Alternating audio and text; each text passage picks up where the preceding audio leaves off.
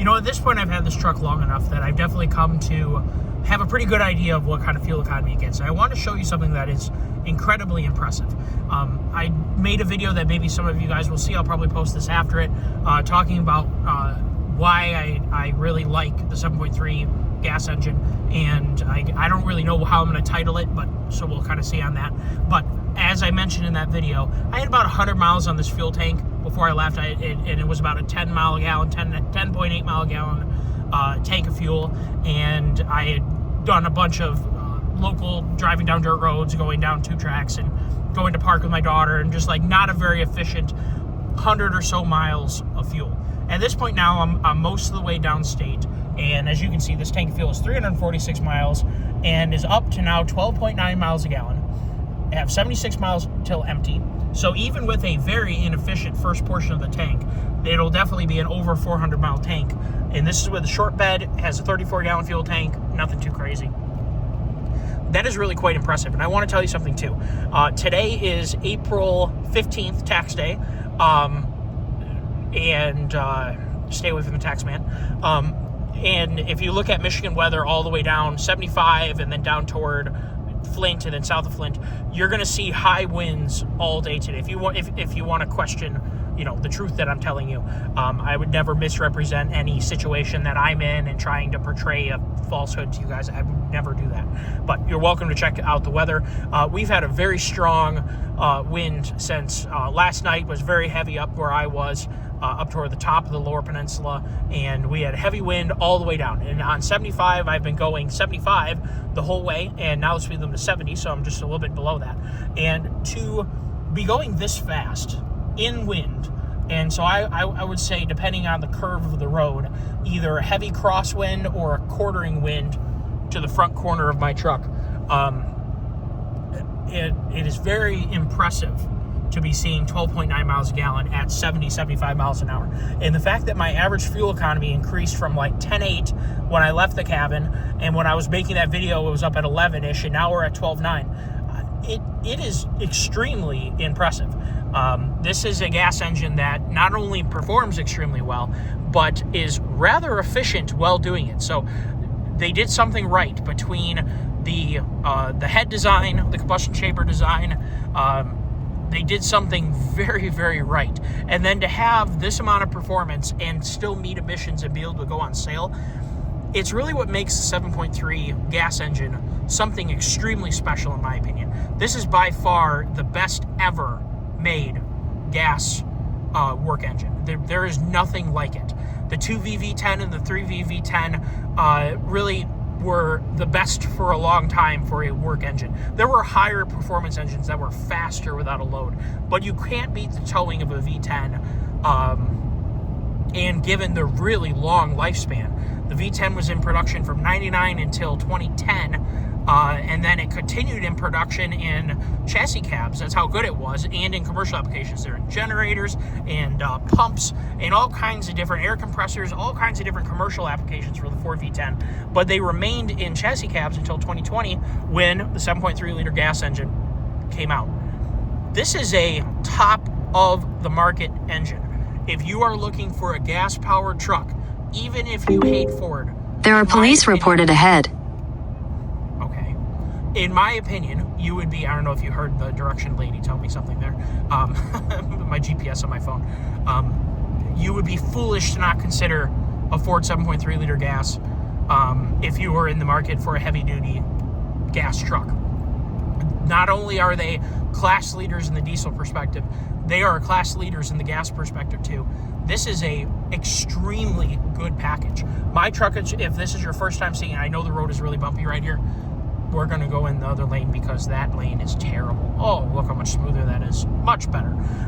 This is a 373 gear truck, so we're doing 73 miles an hour at about, I'd call that 1650, maybe, something like that, RPM.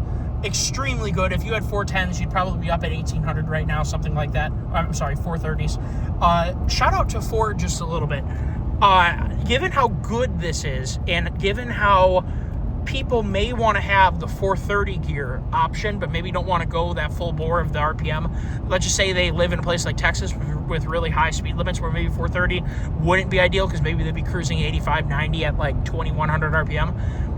I don't really know why you guys don't offer a 410 gear option. Well, I do know why. Each powertrain combination has to have its own emission certification. So if you have a 355 gear, 373 gear, 410 gear, 430 gear, all of them have to have their own emission certifications individually. Each of those certifications are multi-million dollars. So that's the reason why they don't do it. And as far as I know, I don't think, and quote me if I'm wrong, I'm pretty sure the 355s are not offered anymore on F250s because of this reason, because it's a whole nother certification they'd have to pay for as opposed to just making them all 373. I could be wrong on that, but for some reason I thought they had discontinued 355s. If I'm wrong, I apologize. But, just so you know, the whole time we've been watching, I'm not making this up, and you can't reset a 352-mile fuel tank in this video and then still have it be 12.9, and, there's no trickery here. I am dead serious when I say that I have had over 15-mile-a-gallon fuel tanks when I'm not doing 75 or 70 mile an hour on the highway and not in heavy wind. In the, about 60 degrees, this engine's really, really happy. It runs very, very well, gets very good fuel economy at about that 60-degree mark. And if you keep it around 50 or, 58 to 62, it's really a sweet spot for this truck. 58 to 62 mile an hour. It is not unusual to have 15+ mile a gallon whole fuel tanks, as in 480 to 520 miles worth of average. It is incredible. This is a truck that if you wanted to have a one vehicle home, or you're a one vehicle man, let's just say, or woman, you could. What I'm getting at is you don't need to have with this truck, and I don't think there's a huge payoff unless you drive a lot of miles. I don't think you could constitute owning this truck and then also buying like a high fuel economy car. At least in Michigan, with registration costs and insurance costs, you'd be better off having one vehicle. So maybe not a one vehicle home, maybe your two vehicle home. But this thing empty does the job, and it's not totally horrible. Generally a half-ton truck, and a lot of people say if you commute a lot, get a half-ton truck.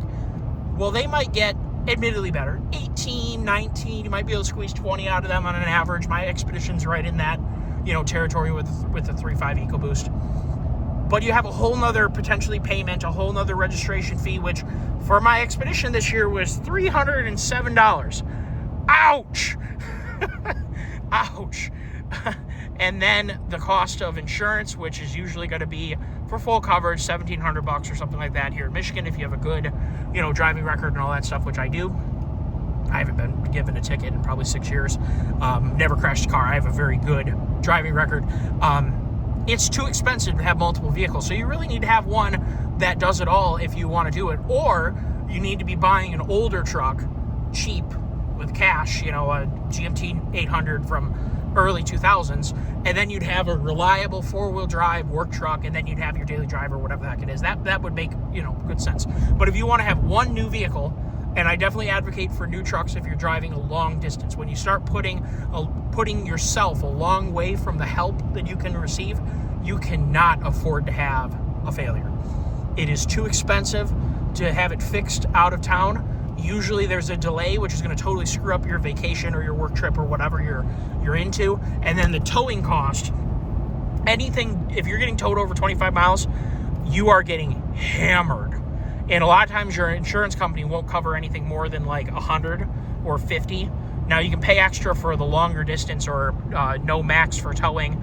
You could do that, and honestly, it's a negligible cost. I think I have that for both the Expedition and this truck because of how far I drive. Something could easily happen. I mean, things happen. There are police reported ahead. Well, we're just going to slow down. Did you hear my phone? It said there are police reported ahead.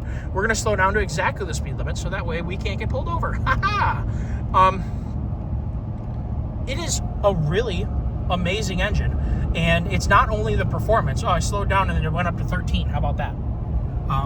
It's an amazing engine from a towing perspective. It's a very lively engine. It's fun to drive, but then you can simmer down and drive it cost effectively and efficiently and get incredible fuel economy. Having a gain of a 10th mile a gallon in just a few minutes. Now, that 10th mile a gallon probably came from me going from 75 to then getting on to 69 here and dropping down to 70 mile an hour, 72, 73. So 10th mile a gallon for a couple miles an hour.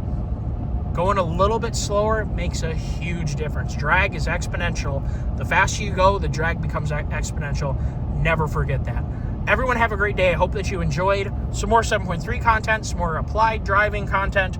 Take care all and have a wonderful day. Stay safe, stay healthy, and be good to your parents and be good to your friends and family. Take care. Bye-bye.